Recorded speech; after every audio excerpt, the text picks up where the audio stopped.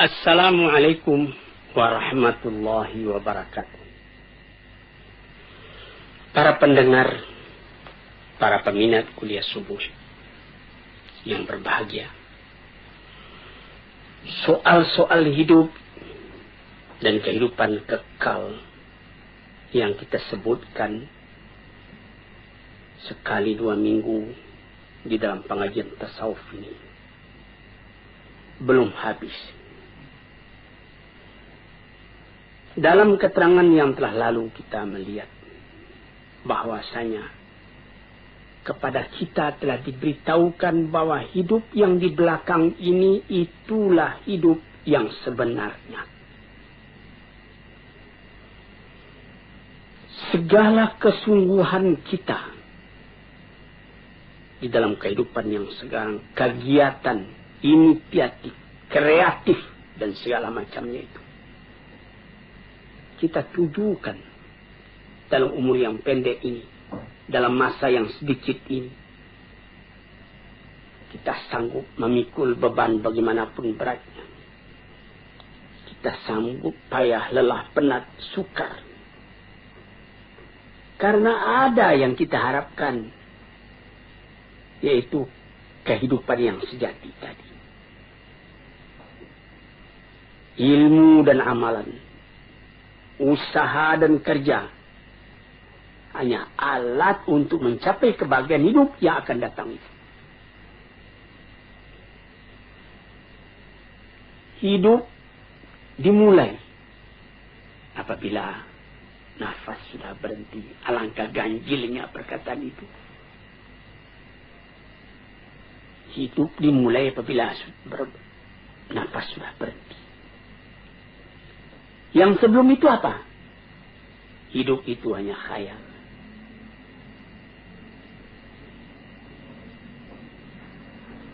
Hidup yang mengumpulkan di antara hilangnya yang disukai, yang tidak disukai. Hasilnya tercapai apa yang dicintai. Kesucian. Kita tidak pernah kehilangan yang dicintai itu. Ketentraman, kesenangan, kebahagiaan. Itu yang dituju. Hasilnya ilmu dengan kehidupan yang demikian, tidak ada kabar yang lain yang kita terima melainkan kabar dari Tuhan.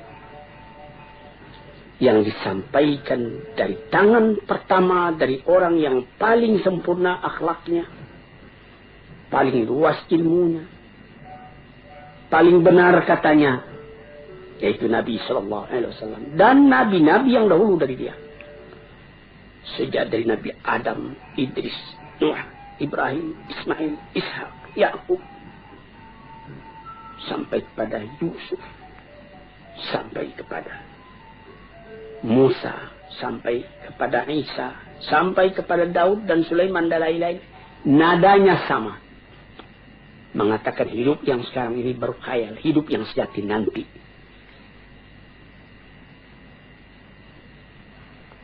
Terbukti hal itu dalam hati orang yang beriman.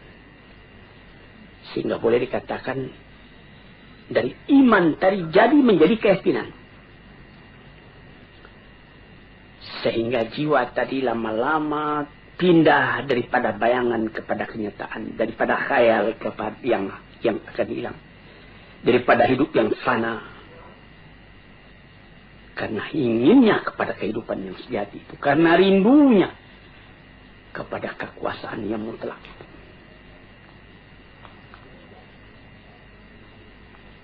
Kerinduan itulah yang menimbulkan nilai kepada hidup yang sekarang. Karena pada hidup yang sekarang ditentukan kebanggaan hidup yang akan datang itu.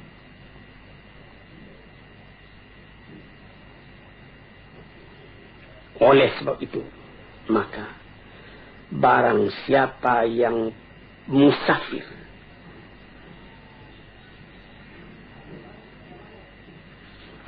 menuju kepada kehidupan yang bahagia itu, dia tidak merasakan lagi bagaimana pahitnya jalan yang ditempuh.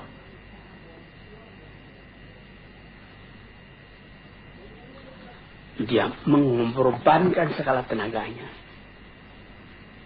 memandang ringan segala yang berat, dengan cinta, dengan rida, dengan hati lapang, terus berjalan. Ya kadang-kadang karena capek berhenti, tapi dia tahu perjalanan ini belum selesai. Banyak berhenti, lama baru sampai katanya.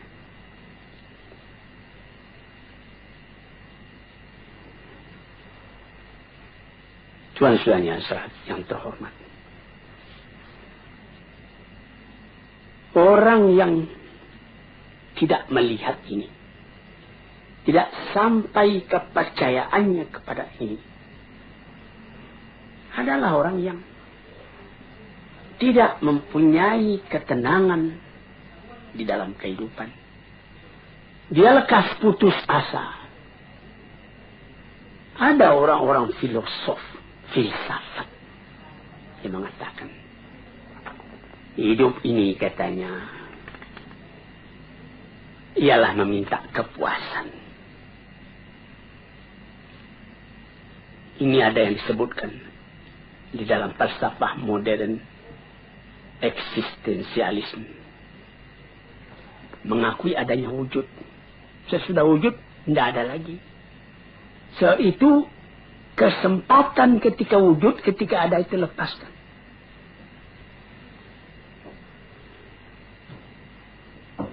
Karena apabila kita telah mati, katanya, sama saja. Seorang filosof yang tinggi, seorang ulama yang besar, seorang perampok, seorang pergayul, seorang yang tidak apa-apa, apabila telah kembali ke tanah, jadi tanah. Dimakan ulat. Dia ambil alasan ketika Iskandar Makedoni berjalan-jalan ke satu kuburan. Di sana bertemu dia dengan filosof Diogenes. Lalu dia menanyakan, di situ ada kuburan. Raja Iskandar Makedoni menanyakan, Tuan, mengapa Tuan di sini? Dia bilang, saya sedang menggali-gali kubur. Saya hendak melihat adakah perbedaan di antara tulang ayah Tuan dengan tulang orang-orang lain yang berkubur di sini. Rupanya tidak ada perbedaan. Karena katanya kata filsafat, orang enak membaca. Jadi orang-orang filosof yang begitu, dia percaya kalau sesudah mati tidak ada perbedaan lagi. Tulang sama-sama putih, tanah sama-sama hancur, dan sama-sama dimakan ulat, habis perkara. Sampai disyairkan oleh ahli-ahli syair, innamal aisyu fi bahimiyatil ladzah wa ma yaqulul falsafi. Hidup itu ialah menurutkan kepuasan, ladzah, kepuasan. Segala yang ada ini katanya, yang penting puas. Puas makan, puas minum, puas bersanggama dan lain-lain sebagainya. Piala dari kematian menyamakan antara orang pandai dengan orang bodoh. Orang-orang yang bodoh itu di bawah bumi sama kedudukan dengan orang filosof. Kalau engkau masih ragu, coba tanyai bumi itu. Apa perkataannya? Perkataan begini adalah simbol dari orang yang mu'anid, yang menentang agama, menentang akal. Perasaan yang seperti ini dari akal juga, tapi akal yang dipenuhi oleh nafsu, bukan akal yang kembali kepada kemurniannya, kepada fitrahnya. Akal yang jauh daripada iman dan hikmah. Cobalah, hai Malang, apakah oleh karena maut itu menyamakan yang salih dengan yang talih, yang alim dengan yang jahil? Oleh karena itu, maka dikatakan bahwa kita sama-sama sekali. Orang di dalam perjalanan sampai ke tempat perantaian yang terakhir. Di mana kesenangan orang itu?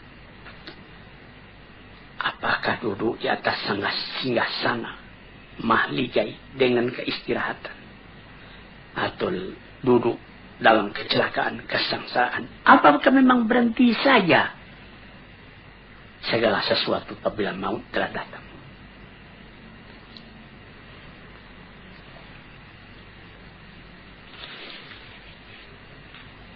Tanyakan katanya kepada bumi, kata Syair tadi.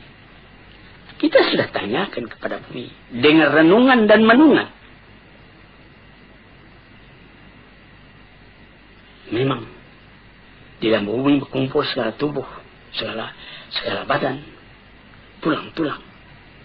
Kafir dengan iman berkumpul, nasab keturunan berkumpul. Tetapi kalau sekiranya bertiangga hingga itu saja, guna apa agama ini semua? Apa kita semua akan memutuskan saja, habiskan segala agama?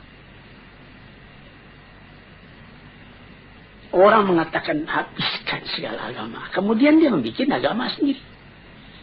Seumpama ketika terjadi serangan besar-besaran dari Hitler menuju Rusia, nyaris saja Rusia kalah waktu Stalin masih hidup. Apa yang dikerjakan lebih dulu oleh orang-orang pengikut Stalin, oleh orang komunis ketika itu?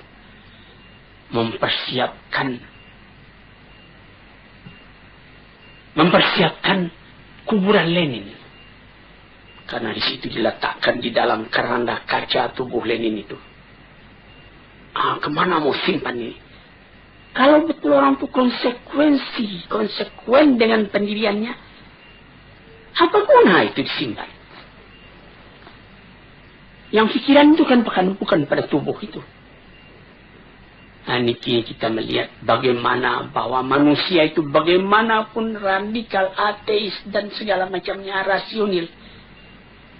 Tapi ada masanya rasionalnya itu berhenti. Ada masanya perasaan mendorong kepada segala hal. Sehingga disimpanlah mayat Lenin itu, dipelihara baik-baik. Sesudah aman baru dikembalikan ke tempatnya yang asli. Datang orang berziarah bersama-sama kepadanya.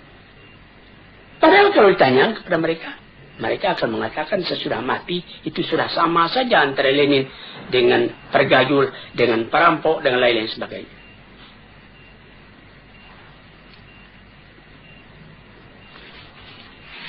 Jadi kalau kita hendak menanyakan bagaimana sebenarnya manusia sesudah matinya,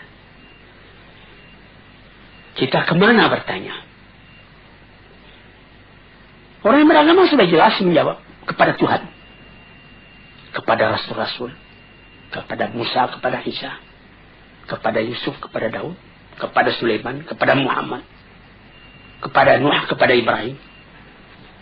Akan sepakatkah semuanya itu nabi-nabi itu menegakkan bohong dalam alam ini? Kita tanyakan juga kepada orang-orang yang mengalami rasa kejiwaan yang mendalam, menjadi khalifatullah di muka bumi. Dan tanyakan juga kepada Quran.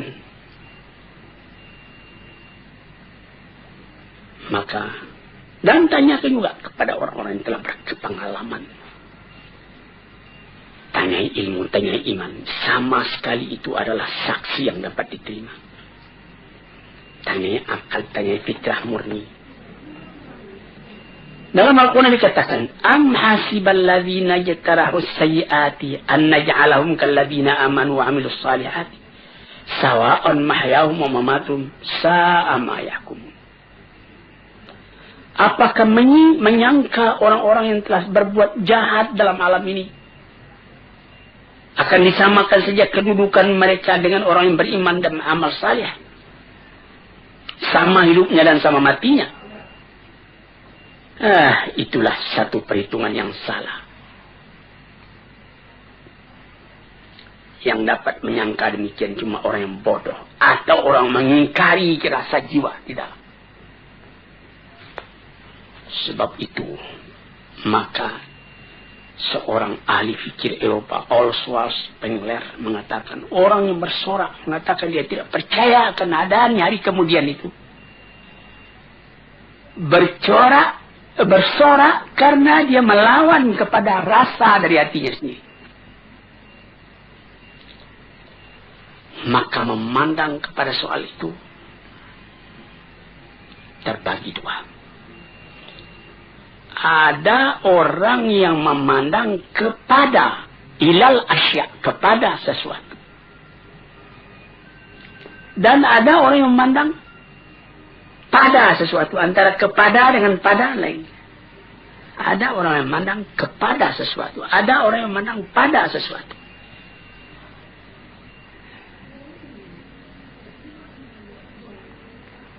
Orang yang cuma memandang kepada sesuatu,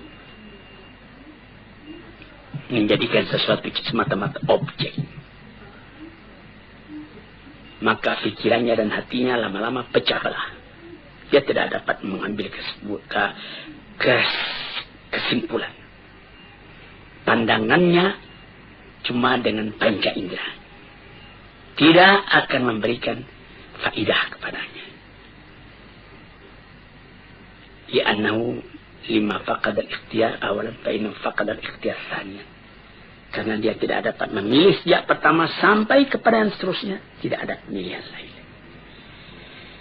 Tetapi orang yang memandang pada sesuatu, bukan kepada sesuatu.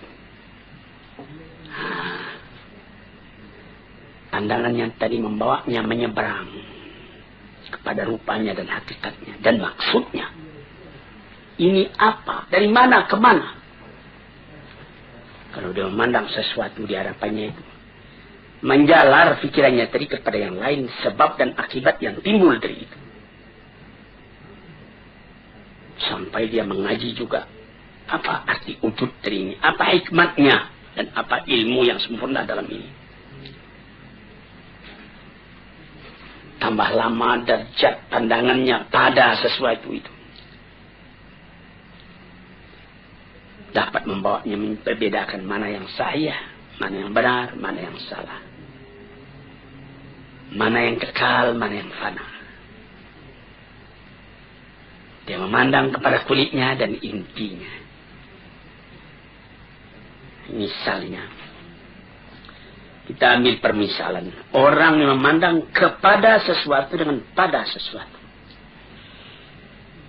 Kalau dia memandang kepada sesuatu, terbujur mayat di hadapan matanya. Dia lihat ini tubuh akan dimasukkan ke dalam kubur. Sesudah dalam kubur dia akan cair, tidak ada apa-apa lagi. Filosof masuk ke dalam cair, hancur jadi tanah. Psikolog masuk ke dalam kubur, hancur jadi tanah. Dia memandang itu, tidak ada artinya. Tapi kalau dia pandang kepada sesuatu, ditukar dengan pada sesuatu, dia lihat, dia bawa kepada dirinya sendiri. Bercerai nyawa dengan badan. Apakah arti perpisahan itu? Apakah ini dikatakan oleh Suhrawardi, filosof dan ahli tasawuf yang besar? Dia mengatakan, badanku ini mengurung keadaan hakikatku yang sebenarnya. Aku terikat dalamnya. Tapi apabila aku mati, artinya perceraian antara hakikatku yang hidup dengan badanku yang akan jadi tanah. Aku tidak mengenal mati. Aku melihat lagi kehidupan yang terus, yang disebutkan oleh Jalaluddin Rumi di dalam pengajian tasawufnya, sampai mencapai tingkat yang paling tinggi. Dan kemudian diluaskan lagi oleh Iqbal bahwa apabila beliau manusia itu mati, dia akan mencapai tingkat kesempurnaan yang paling tinggi. Sebagai penghambat keraguan kita, kebenaran hal itu, kita mesti berani mengatakan Muhammad, na'udzubillah, Muhammad bohong, Ibrahim bohong, Ishak bohong, Ismail bohong, Isa bohong, semua nabi-nabi yang mengatakan hal itu kita bohongkan. Na'udzubillah. Disinilah saudara-saudara yang terhormat, pentingnya pengajian. Kalau kita telah tahu bahwa dunia ini adalah jalan, jembatan untuk menuju penyeberangan yang luas, yang kekal.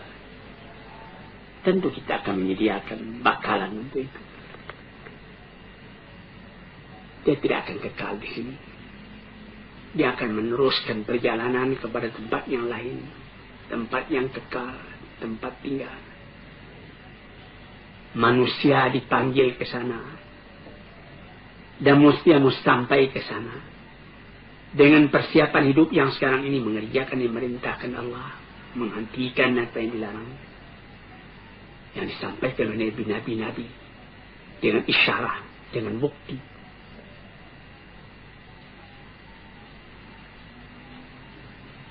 Dengan demikian baru sampailah manusia tadi kepada ketentraman hatinya. Untuk itulah dia dijadikan, untuk itulah dia dipersiapkan. Perjalanannya menuju ke sana. Dia ke sana pasti. Pada hidup yang sekarang ini belum pasti. Memastikan sikap kita sendiri, bagaimana kita menyabarangi jalan itu.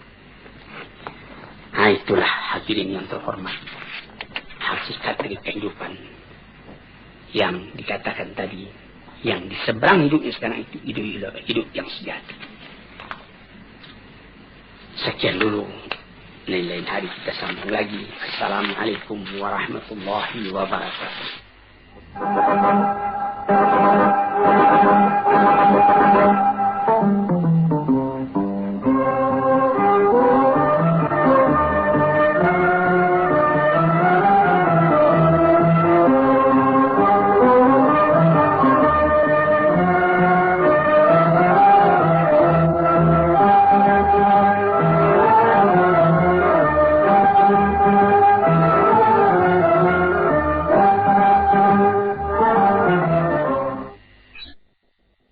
Assalamualaikum warahmatullahi wabarakatuh. Hadirin, selamat mendengarkan radio kita ini. Sekarang kita akan masuk membicarakan lagi tentang martabat kehidupan, bagian yang akhir daripada keterangan tentang hidup itu. Hidup yang kekal, yang menjadi tujuan dari segala kita yang hidup ini. Hidup yang dikejar oleh tiap-tiap orang yang sadar akan arti hidup sendiri. Itu orang berlomba menempuhnya. Itu ialah hidup sesudah mati.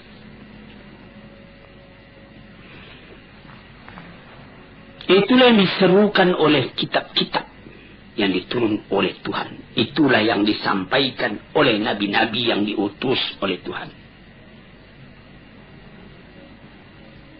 Wa ma hadhil hayatud dunya illa lahu wa la'ib. Kehidupan di dunia ini lain tidak cuma main-main, cuma sanda gurau. Wa inna daral akhirat lahiyal hayawan law kanu ya'lamun. Hidup di akhirat itulah hidup yang sejati kalau sekiranya kita fikirkan dan kita ketahui, direnungkan betul-betul. Hidup yang sekarang ini dibandingkan dengan kehidupan yang kemudian itu adalah seperti hidup sekarang ini seperti tidur saja. Sebagaimana telah kita katakan pada pengajian-pengajian kita yang telah dahulu. Hidup yang sejati, hidup yang akhir. Ingat dalam akhirat adalah yang hayawan. Hidup yang sejati, kalau kita pikirkan, itulah hidup akhirat. Dengan demikian kita dapat membuat supaya kehidupan yang sekarang ini menjadi kebun. Ad-dunya mazra'atul akhirah. Dunia ini adalah seperti perkebunan untuk mengambil hasilnya di akhirat. Mendorong kita supaya di dunia ini berbuat baik banyak-banyak. Jadi kehidupan dunia ini sudah menentukan kehidupan akhirat nanti. Kalau di sini yang baik yang kita kerjakan, lepas dari kehidupan ini kita menerima kebahagiaan, kesenangan.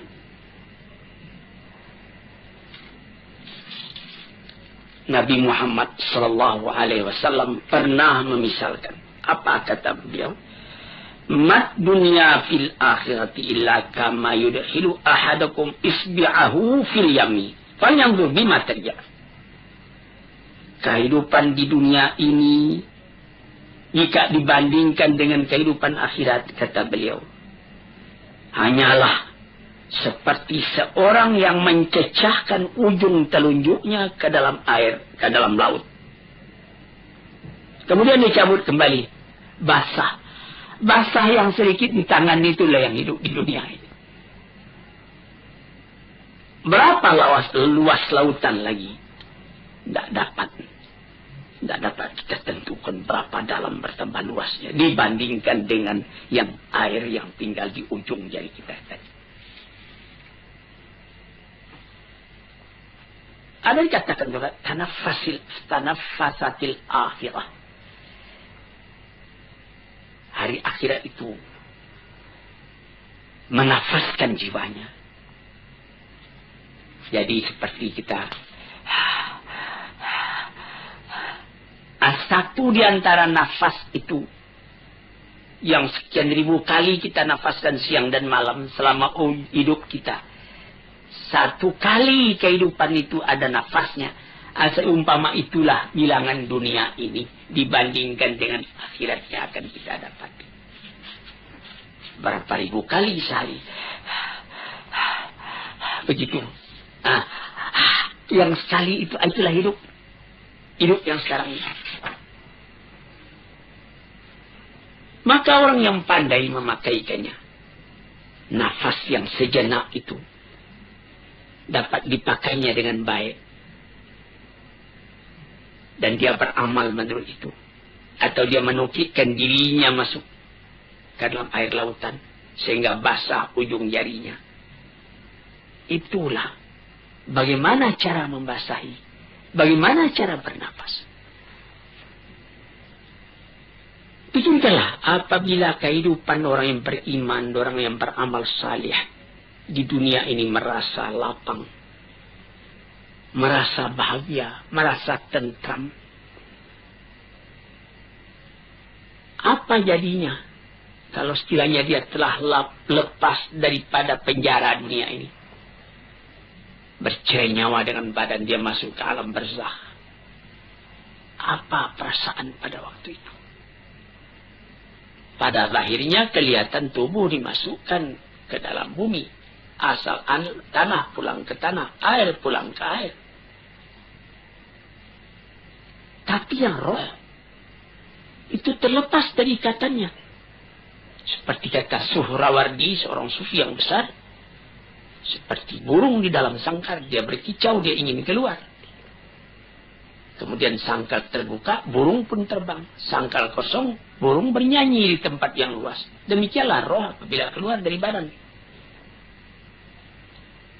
Setelah mendapat kelapangan di alam barzakh, bagaimana lagi kehadapan di Darun Naim?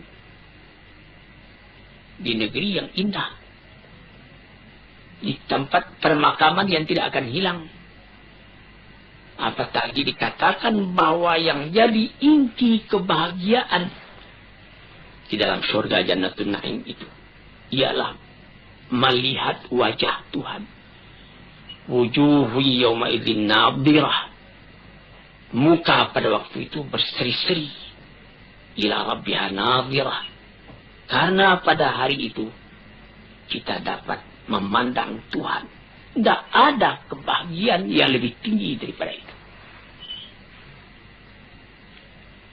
Sehingga pernah ditanyakan orang kepada Rabi'atul Adawiyah, bagaimana pandangan Tuhan tentang neraka, tentang surga. Pandangan saya cuma satu, memandang wajah Allah. Dimanapun aku ditempatkan, aku dapat memandang wajah Allah. Itu 1000 kali lebih daripada surga.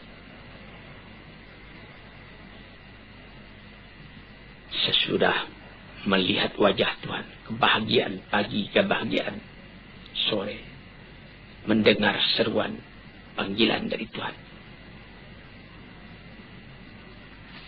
Kemudian timbullah tanya, ma sababu takhallufin an nafsi antara bihadil hayat allati la khatara laha. Mengapa maka mereka itu, manusia itu kebanyakan sungkan, takut menghadapi kehidupan yang sejati itu? Mengapa mereka melengah daripadanya?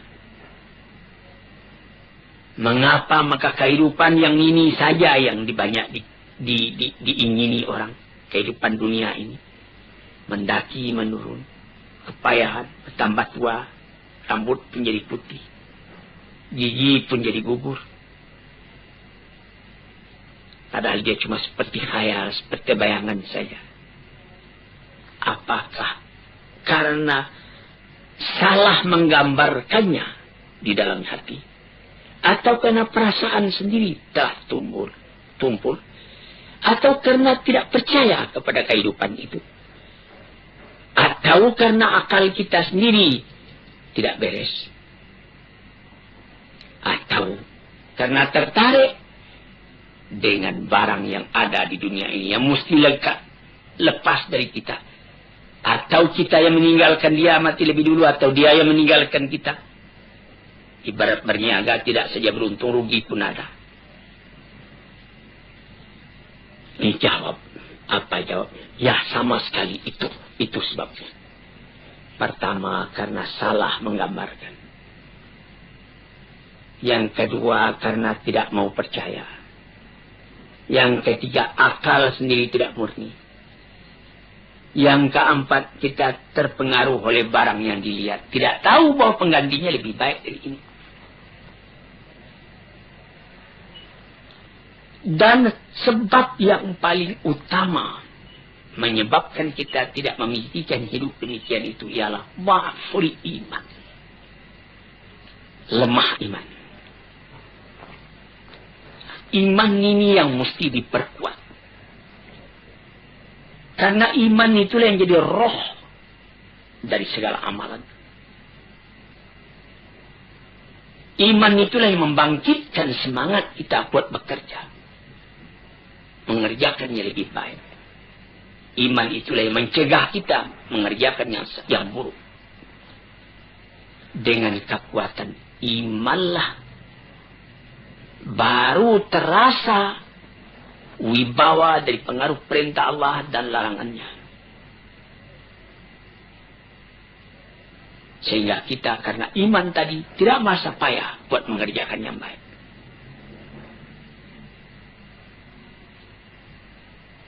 Itu. Maka apabila kuat iman, kuatlah kerinduan pada hidup yang demikian itu. Dan sangatlah hati kita rasa didorong oleh iman.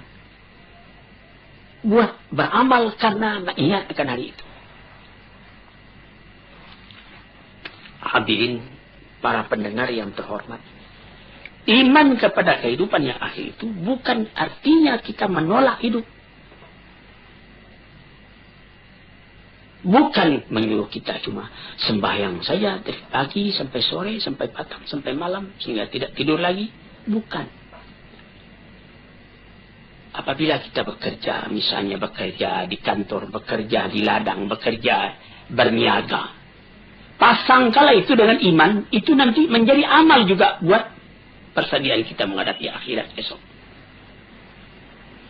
Misalnya, orang menjadi pegawai negeri, dipasangnya dia dari hati.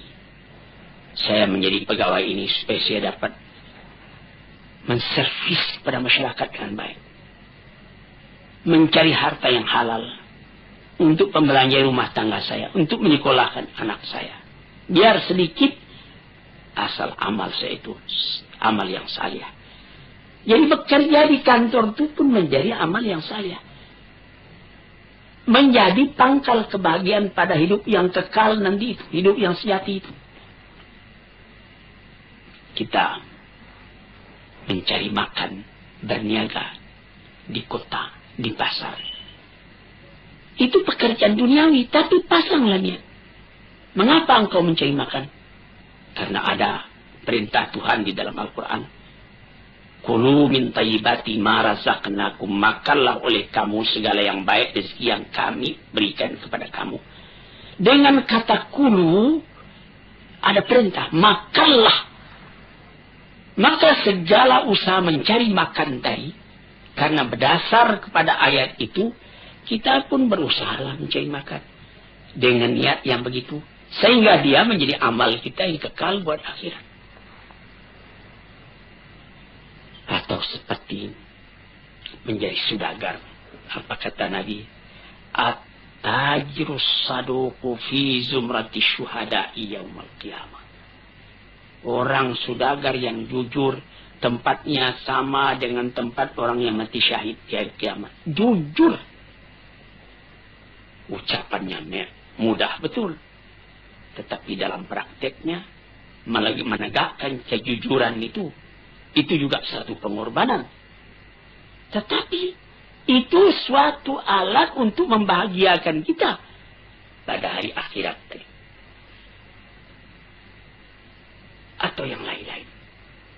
Di dalam Al-Quran banyak perintah. Kulu min samarihi, makanlah buah-buahan itu. Jadi kita disuruh bertanam supaya dapat melaksanakan itu. Famshu fi manakibiha wa kulu min rizqih, berjalanlah di atas dataran bumi, injak bahu bumi itu, makanlah rezeki yang tetapi dari bumi. Jadi segala amalan kita bukanlah artinya saya tidak mau lagi mencari makan, saya mau salih saja. Tidak salih namanya itu. Itulah maksud perkataan Rasulullah, ad-dunya mazra'atul akhirah. Dunia itu adalah satu mazra'ah, satu kebun yang akan kita ambil hasilnya nanti di akhirat. Sebab yang kedua menjadikan kita lengah. Tidak ingat itu, kita pandang hidup itu cuma yang sekarang ini juga.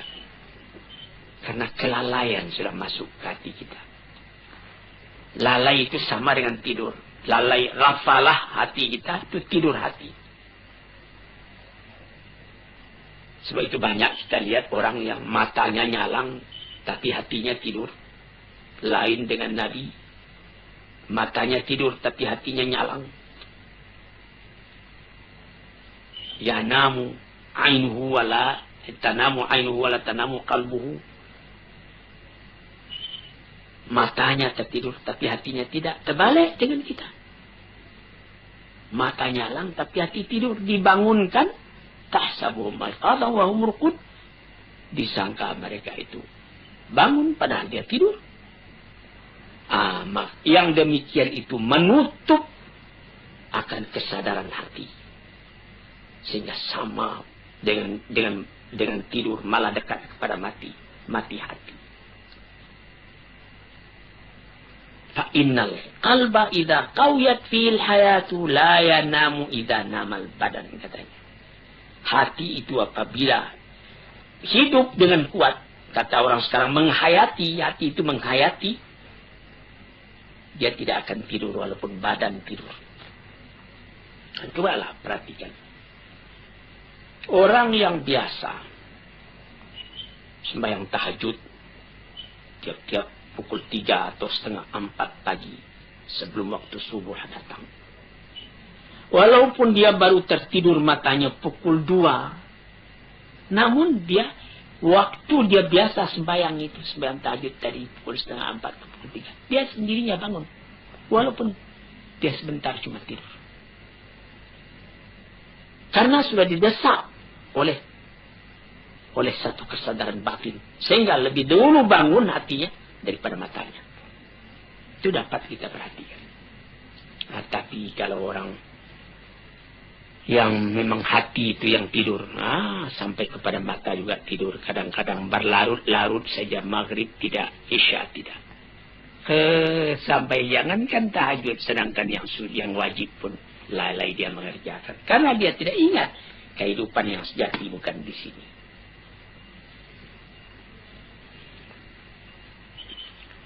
Oleh sebab itu maka hidup yang sempurna itu telah dituntunkan oleh Nabi kita Sallallahu Alaihi Wasallam.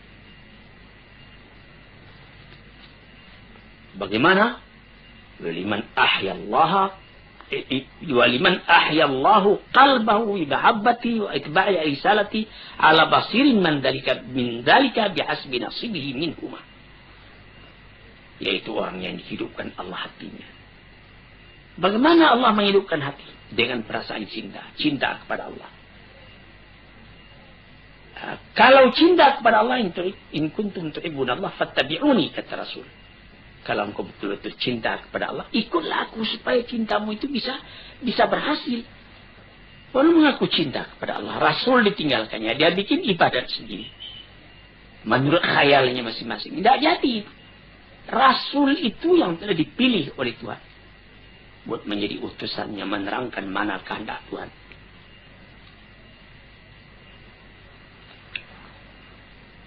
Maka kelalaian atau kesadaran, keduanya itu ada dalam panca indera kita, ada dalam akal dan hati kita. Kesadaran hati atau kelalaian hati sama juga dengan kesadaran badan atau kelalaian badan.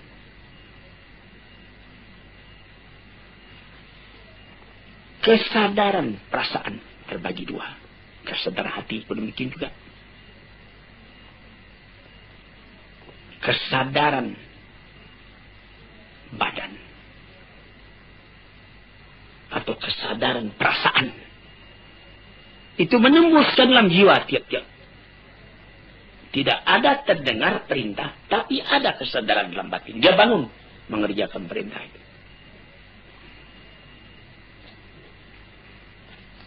Sebab itu maka apa saja pekerjaan yang kita kerjakan haruslah ada kesadaran. Orang dalam kata-kata sekarang ini, kata modern sekarang ini, menghayati. Orang bisa ya bangun pagi, bayang, subuh, 2 rakaat, buka pintu, keluar, kamar mandi. Maka kamar mandi, buka pintu, sembahyang itu sudah rutin saja, tidak ada hayatannya lagi. Sehingga ada orang yang lupa, apakah saya sudah buka pintu tadi? Atau dia kunci pintu, tadinya dia sudah kunci karena sudah biasa begitu saja. Lalu dia nanti setelah masuk ke tempat tidur, dia pula, saya sudah kunci pintu tadi. Padahal tadi sudah. Mengapa maka sekarang diulangnya lagi, tidak pergi mengunci? Karena dari tadi itu dia tidak sadar bahwa dia telah mengunci. Cuma kebiasaan badannya saja.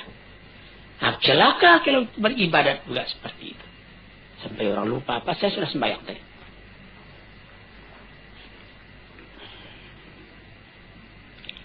Hadirin yang terhormat, saya rasa untuk keterangan pada hari ini cukup sekian.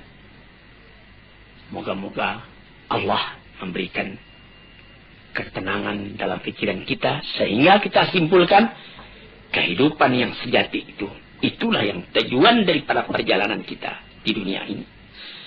Assalamualaikum warahmatullahi wabarakatuh.